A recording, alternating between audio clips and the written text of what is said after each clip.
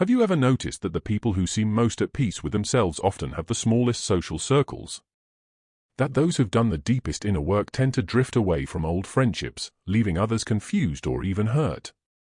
It's a peculiar paradox. We're told that personal growth should make us better friends, more connected, more loved. Yet the opposite often happens. The more spiritually aware someone becomes, the lonelier their path appears to be. But what if this isn't loneliness at all? What if it's something far more profound? Carl Rogers, one of the most influential psychologists of the 20th century, spent his life studying human connection, authenticity, and what he called the fully functioning person. And hidden within his work lies a powerful explanation for why spiritual awakening often leads to social isolation, not because awakened people are antisocial, but because they've fundamentally changed the way they relate to the world. Today, we're going to explore this phenomenon through Rogers' revolutionary lens.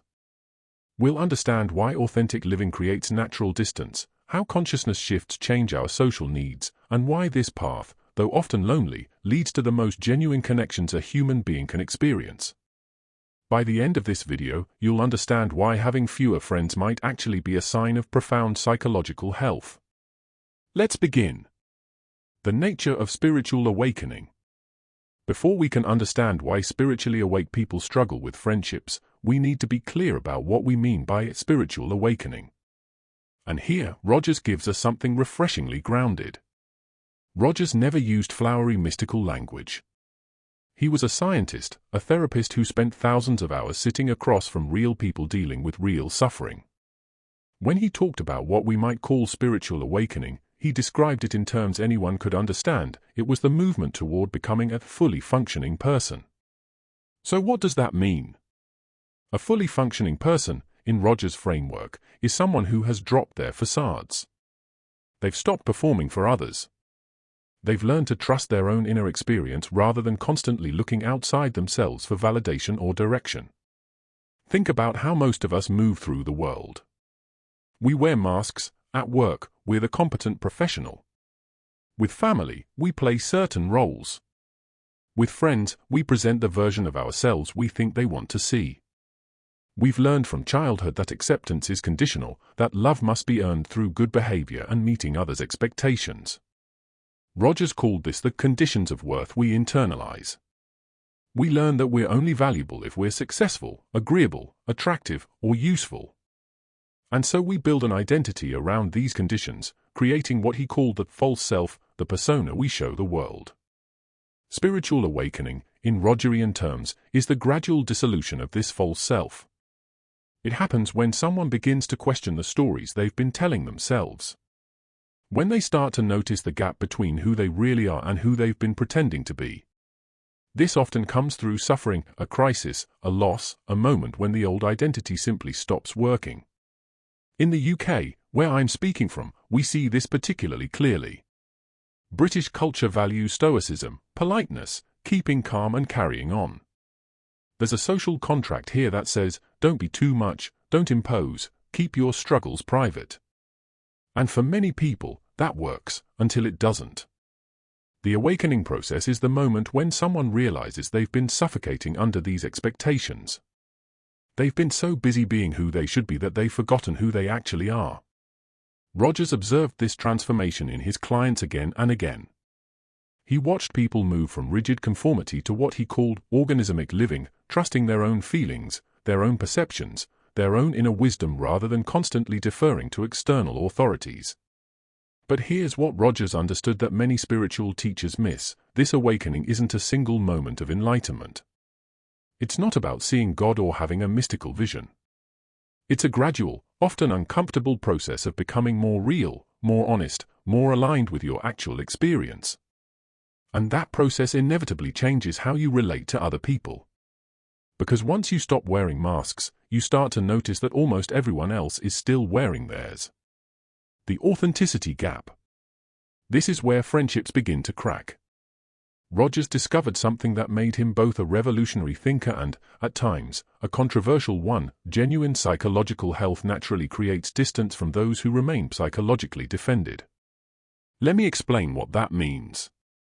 When someone goes through a genuine awakening, when they start living from their authentic self rather than their false persona, they develop what Rogers called congruence. This means their inner experience matches their outer expression. What they feel inside is what they show outside. There's no performance, no pretense, no calculated impression management. This sounds beautiful in theory. And it is. But in practice, it creates immediate social friction. Because most social interactions are based on an unspoken agreement, we'll both pretend. We'll both perform our roles. We'll both avoid saying what we really think or feel if it might create discomfort. Think about the last time someone asked you, "How are you?" in passing. Did you tell them the truth? Or did you say, "Fine, thanks," even if you were struggling? That's the social contract. We maintain pleasant surfaces. We don't burden others with our reality. And for most people, most of the time, this works perfectly well. But when someone becomes congruent, when they start responding honestly to that question, everything changes. Rogers gave a powerful example from his own practice. He described working with a client who had been the life of every party, surrounded by friends, constantly socializing. As therapy progressed and she became more authentic, she found herself increasingly uncomfortable in her usual social circles. Her friends would tell familiar stories, make familiar jokes, complain about familiar things. And she realized with growing clarity that none of it was real. They were all performing for each other, maintaining comfortable illusions, avoiding anything too deep or too honest. She began to withdraw, not out of judgment or superiority, but simply because the dissonance became unbearable. Being in those spaces felt like wearing a costume that no longer fit. This is the authenticity gap Rogers identified, the distance between someone operating from their true self and those still operating from their false self grows wider and wider until meaningful connection becomes nearly impossible. In British culture, this gap can feel particularly acute. There's a deep cultural resistance to vulnerability here, a valorization of privacy and emotional restraint that can make authentic connection feel almost transgressive. When someone starts speaking their truth, not aggressively or self-righteously, but simply honestly, they often find themselves met with uncomfortable silence, awkward laughter, or suggestions that they're being a bit too intense. The awakened person isn't trying to be difficult. They've simply stopped being able to participate in the performance. And once you've seen behind the curtain, you can't unsee it. Rogers made an observation that many spiritual seekers find painful to accept: your authenticity threatens other people's defenses. This isn't about you being superior or them being inferior. It's about basic psychological protection mechanisms. Most people have carefully constructed identities that protect them from facing uncomfortable truths about themselves. They've built belief systems, adopted social roles, and cultivated relationships that all serve to maintain their sense of self. When you show up authentically, when you're no longer pretending, no longer playing the game, you become a living mirror. Your presence implicitly asks a question: if they can be real, why am I still hiding? Rogers called this the actualizing tendency, the innate drive in every human being toward growth, authenticity, and fuller expression of their potential.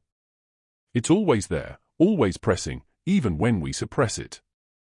When someone encounters a person who's further along this path, their own actualizing tendency gets activated. And that can feel threatening. I'll give you a concrete example that Rogers might have recognized. Imagine you've been in a friendship for years built around complaining about your jobs, your relationships, your lives. It's bonding through shared misery, which is remarkably common, especially in British pub culture. Then you go through a transformation. You leave the job you hated, you end the relationship that wasn't working, you start actually addressing the things you used to just complain about. What happens to that friendship? Often, it dissolves. Not because you've become judgmental, but because you've removed yourself from the shared identity structure. Your friend is still in the complaint stage, and your presence, your evidence that change is possible, becomes uncomfortable. You've inadvertently challenged their belief that they're stuck, that nothing can change, that this is just how life is. And rather than feel inspired, they often feel judged or abandoned. Rogers observed this pattern repeatedly in his practice. He found that as clients became more authentic, their relationships underwent a natural sorting process. Some relationships deepened dramatically. Others simply fell away. The relationships that survived were those where both people were willing to show up authentically. Where vulnerability was met with vulnerability, where honesty was valued over comfort, where growth was supported rather than resented. But those relationships were rare. More commonly, the awakening person found themselves increasingly isolated, surrounded by people who seemed to prefer their old, false self. Who wanted them to go back to playing their role in the familiar drama. Here's what Rogers understood that's crucial: this isn't a failure of the awakening person. It's not that they're doing something wrong or being too difficult or need to work harder at maintaining relationships. It's that genuine authenticity naturally repels those who are deeply invested in inauthenticity. You can't force someone to meet you in the space of realness. They have to choose to step into it themselves. And for many people, the defenses are simply too strong, the fear of vulnerability too overwhelming, the investment in their false self too complete. This is the second reason spiritually awake people have fewer friends. Their very presence challenges others' psychological defenses, creating an invisible but powerful push-away effect. But there's another layer we need to explore. The shift in needs. Rogers identified something that fundamentally changes for people who undergo genuine psychological and spiritual development: their needs transform. And this is perhaps the most misunderstood aspect of why awakened people appear to have fewer friends. It's not just that others pull away from them. It's that they need less from other people. Let me be clear about what this means, because it's easily misinterpreted. It doesn't mean awakened people become cold or distant or don't value connection. Rather, the type of connection they need changes fundamentally. Rogers talked about two types of social needs: extrinsic and intrinsic. Extrinsic social needs are about getting something from others: validation, identity, distraction, a sense of worth. Most conventional friendships are built on these needs.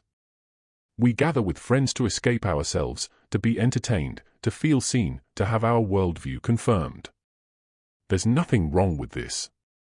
It's how human social life has functioned for millennia. But as someone awakens, as they develop what Rogers called internal locus of evaluation, something shifts. They stop needing external validation to know their own worth.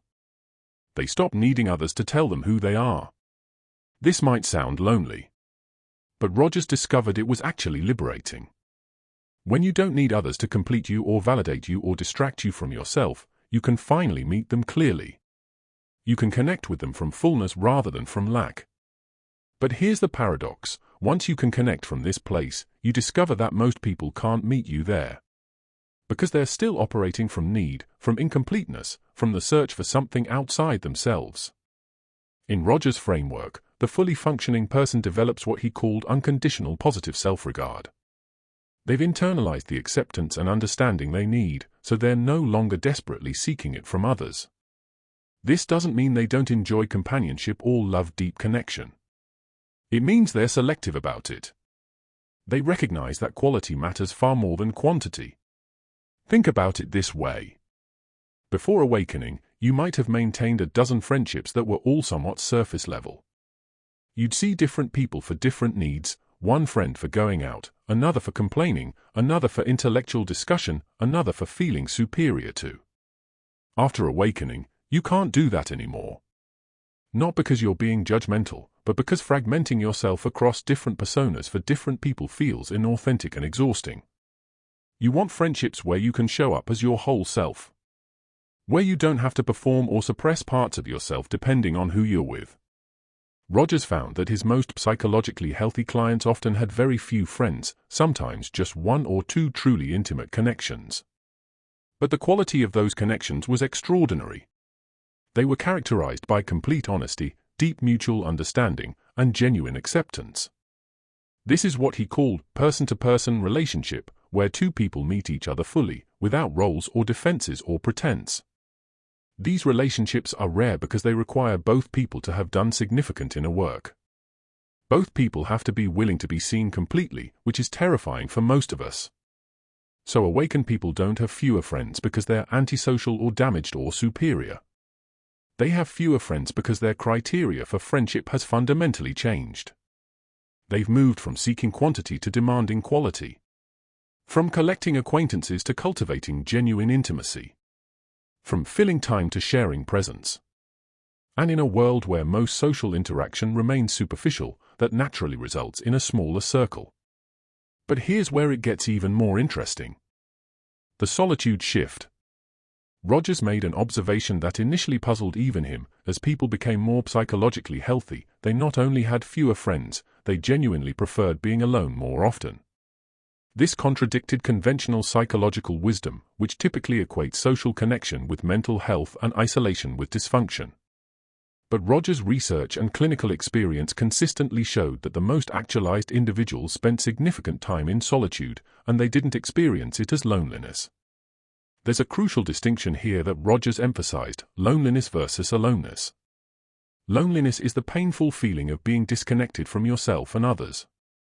It's the sense that something is missing, that you're incomplete, that you need something outside yourself to feel whole. Aloneness, by contrast, is the peaceful state of being complete in yourself. It's the ability to be present with your own experience without needing distraction or external stimulation. Rogers found that spiritual awakening transforms loneliness into aloneness. Before awakening, most people cannot tolerate being alone with themselves for long. There's too much discomfort, too many avoided feelings, too many uncomfortable truths lurking just beneath the surface. So we fill our lives with noise, constant socializing, entertainment, busyness, anything to avoid the silence where we might have to face ourselves. But awakening changes this completely. As someone becomes more congruent, more accepting of their full experience, being alone stops being threatening. In fact, it becomes necessary. Rogers explained this through his concept of organismic experiencing. This is the ability to be present with whatever is arising in your direct experience, thoughts, feelings, sensations, insights, without judgment or resistance. This kind of presence requires space and silence. It requires stepping away from the constant input and stimulation of social interaction. Awakened people need solitude not because they're avoiding others, but because they're staying connected to themselves. In British culture, where there's often a stigma around being alone, where solitary activities are sometimes viewed with suspicion or pity, this can be particularly challenging. There's a social expectation that healthy people are constantly engaged with others, that spending time alone means something is wrong. But Rogers' work suggests exactly the opposite. The need for constant social interaction often indicates a fear of oneself. The awakened person who chooses a quiet evening alone over a crowded pub isn't depressed or antisocial. They're engaging in what Rogers would call self-communion, the practice of being present with their own inner experience. This solitude is where integration happens. Where insights from experience get processed. Where the noise of external opinions and expectations falls away, allowing authentic self-knowledge to emerge. Rogers noticed that his most psychologically healthy clients often described their alone time as their most valuable time. Not in opposition to connection with others, but as the foundation that made genuine connection possible. They weren't avoiding people. They were cultivating the inner clarity and presence that allowed them to meet others authentically when they did connect. This is the third major reason spiritually awake people have fewer friends. They've developed the capacity for meaningful solitude, which reduces both their need for and tolerance of superficial social interaction. They're no longer using friendships as distractions from themselves. So friendships that serve primarily that function naturally fall away. What remains, if they're fortunate, are the rare connections where two people can be fully present with each other, meeting from a place of completeness rather than need. But even those connections look different than conventional friendship. Beyond normal friendship. Rogers spent considerable time studying what he called genuine encounter, those rare moments when two people meet each other completely, without defenses, without pretense, in full presence. And he discovered something remarkable. Once someone has experienced this level of connection, typical friendship feels almost unbearably shallow. This creates a challenging situation for awakened individuals. They've tasted genuine encounter. They know what's possible between human beings. And so they can no longer fully engage with the surface-level interactions that comprise most social life. Let me describe what Rogers meant by genuine encounter, because it's quite specific. In genuine encounter, both people show up without their usual defenses and pretenses. There's no agenda, no manipulation, no performing. Each person is fully present to their own experience and simultaneously fully present to the other person. There's what Rogers called empathic understanding. Each person can feel into the other's experience, can sense what it's like to be them in that moment. There's unconditional positive regard. Each person accepts the other completely, without judgment, without trying to change them. And there's congruence. Each person is being genuinely themselves, inner experience matching outer expression. When these three conditions are present, something extraordinary happens. Both people feel completely seen, completely accepted, completely free to be themselves. Rogers believed these encounters were genuinely transformative. That they had the power to heal old wounds, dissolve fixed beliefs, and open new possibilities for being. But here's the challenge: genuine encounter requires that both people show up with these capacities. If one person is defended, performing, or unable to be present, genuine encounter cannot happen. And awakened individuals quickly realize that most people, through no fault of their own, simply aren't ready for this level of meeting. They're still protecting themselves, still performing their identities, still operating from need rather than fullness. This isn't a criticism. Rogers emphasized that everyone is on their own journey, moving at their own pace toward greater authenticity.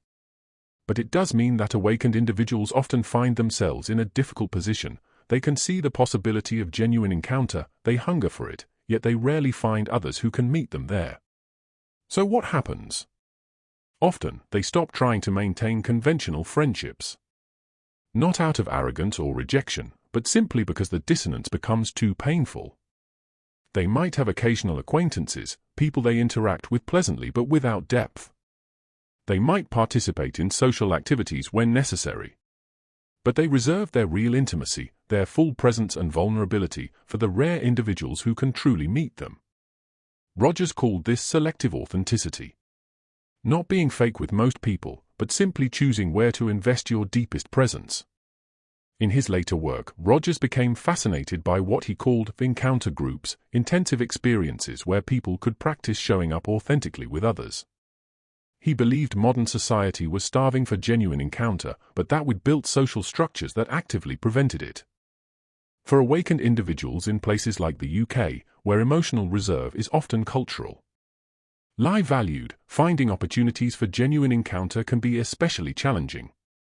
The social script here doesn't make space for it. There's an expectation of maintaining pleasant distance, of not getting too personal, of keeping one's vulnerabilities private. Breaking through this cultural conditioning to find genuine encounter requires courage from both people.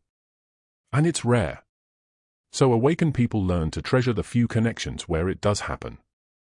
One friend with whom they can have genuine encounter becomes more valuable than dozens of surface-level relationships. This is the fourth reason they appear to have fewer friends. Their definition of friendship has become so demanding, requiring such depth, authenticity, and presence, that very few relationships qualify.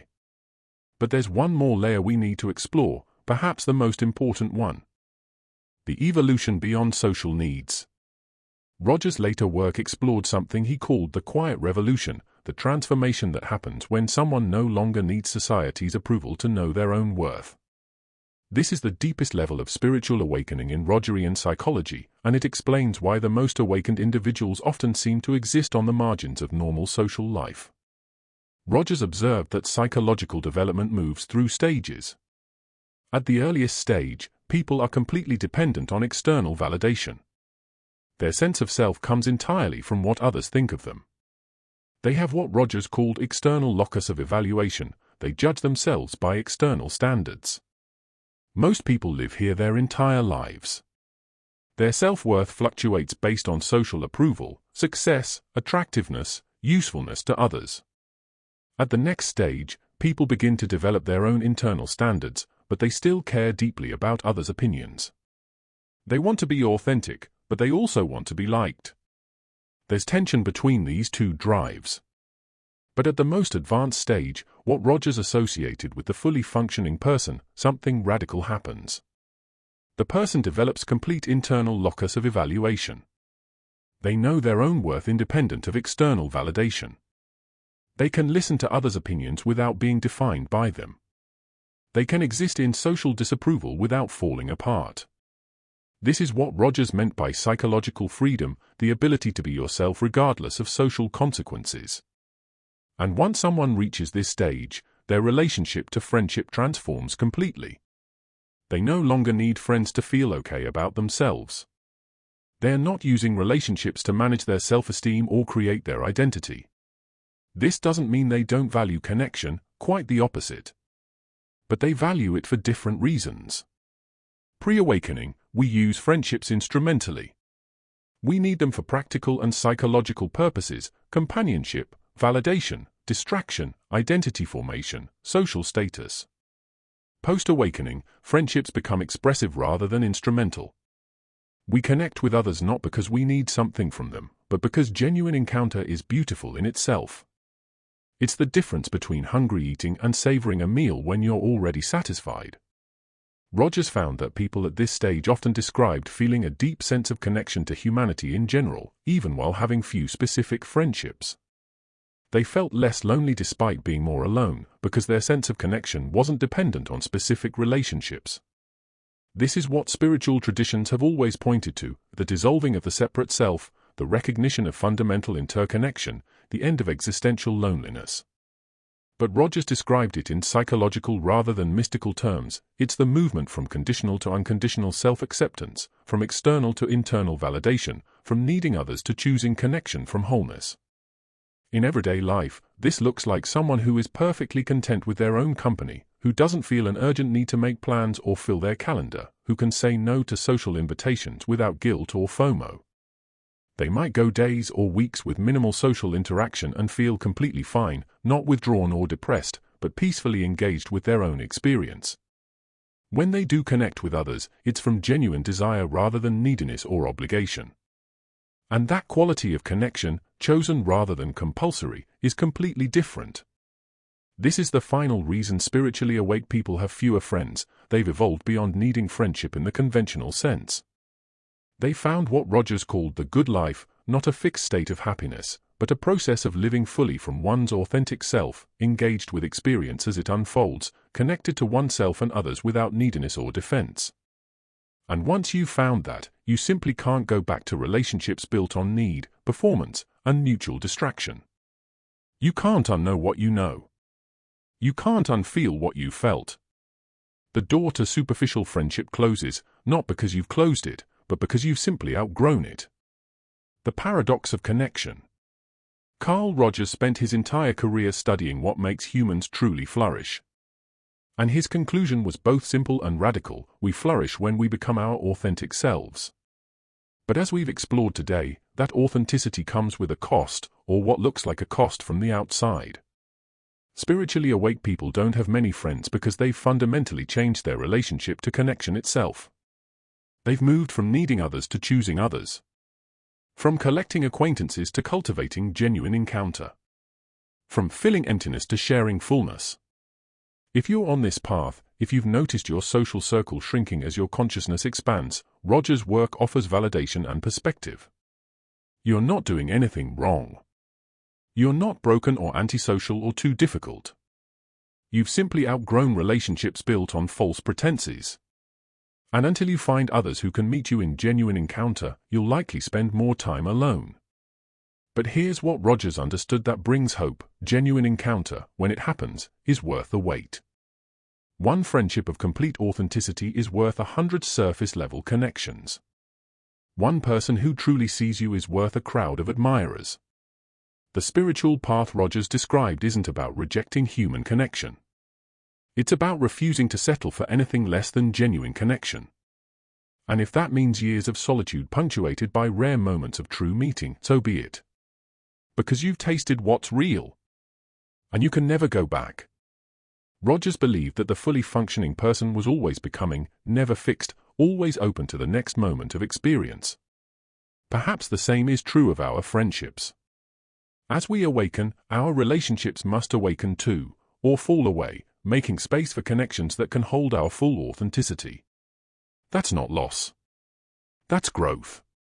And it's worth every friend you leave behind.